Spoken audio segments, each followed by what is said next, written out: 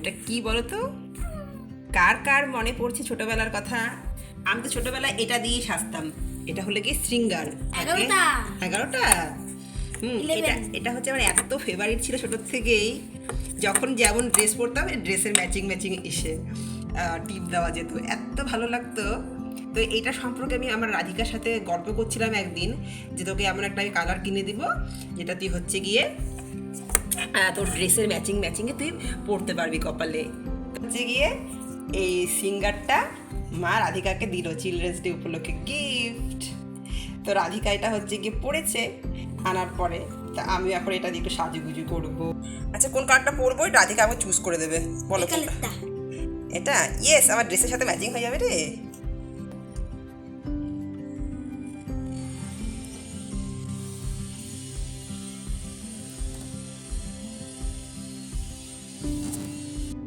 আজকে children's day, কিন্তু চিলড্রেনের সাথে ওর মাও একটু সাজুগুজু করে নিচ্ছে।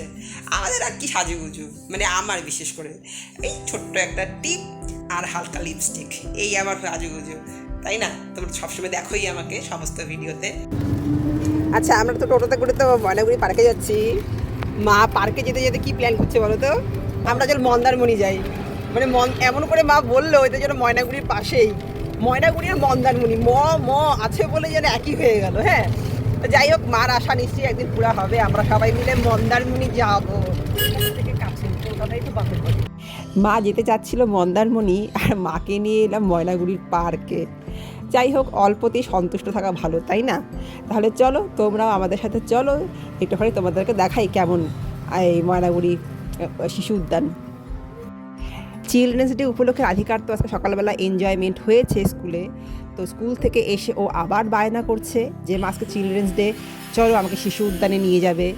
আমি বললাম তুই তো এই আনন্দ করেছিস স্কুলে, তো আবার কেন? বলে আজকে কিন্তু বাচ্চাদের দিবস, বাচ্চারা যেটা বলবে সেটা শুনতে হয়, তুমি চলো, তুমি কিন্তু আজকে আবার কাঁদাতে পারবে না। তো কি করব, মাও বললো হ্যাঁ চলো, অনেক দিন থেকে যাই না। তো সবাই মিলে রাজি হয়ে গেলাম, চলে এলাম।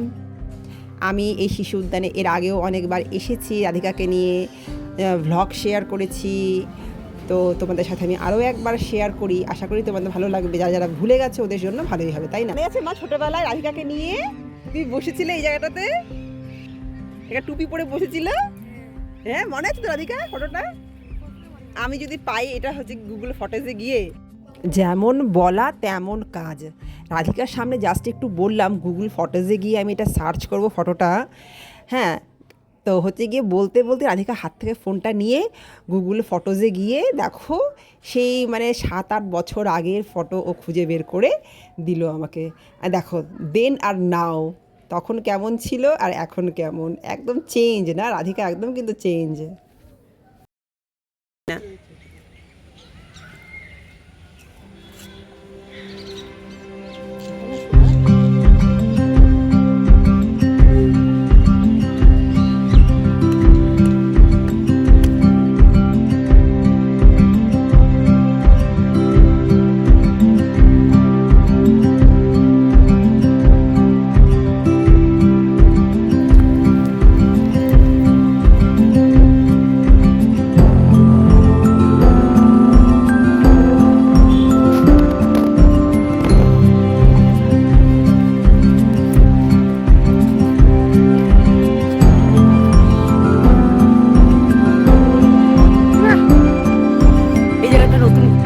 ছিলই, এটাকে ডেকোরেট করেছে আর হচ্ছে গিয়ে টপগুলোকে রং করেছে, বুঝেছো?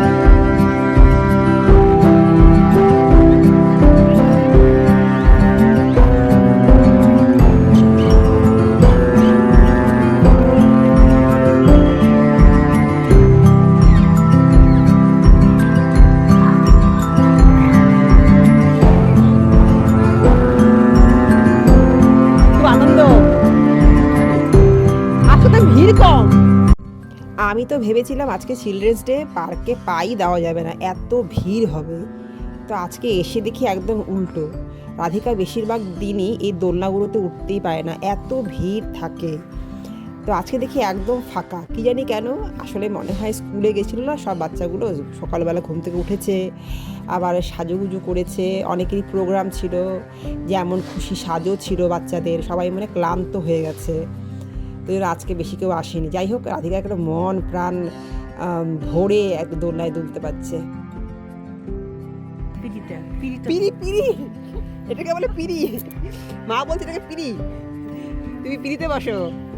নাতনিকে দেখে দিদারও একটু উঠতে ইচ্ছে করলো, কিন্তু না, মা অনেক চেষ্টা করেও বসার সাহস পেল না। আমি মাকে একটুখানি সাহায্য করলাম, তাও মা পরে বলছে না, ভয় করছে। আমি বললাম ঠিক আছে, ভয় করছে যখন তাহলে ছেড়ে দাও।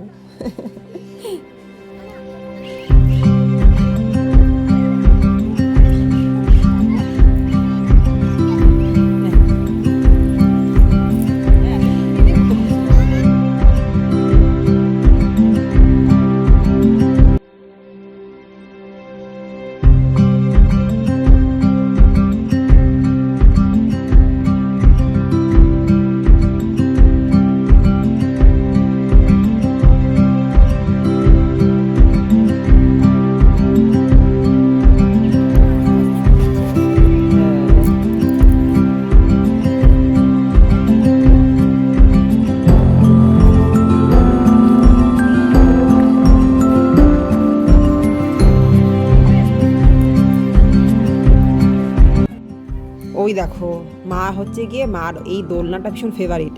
পার্কে আসলে পরে এই দোলনাতে বসার চান্স খোঁজে, সবসময় পাওয়া যায় না। আর মা তো খুব মিশুকি, এখানেও পেয়ে গেছে দুজনকে। হ্যাঁ, সুন্দর বসে গল্প করছে। আর রাধিকা এখন যাবে জাম্পিং ট্রাম্পোলিনে, চলো যাই।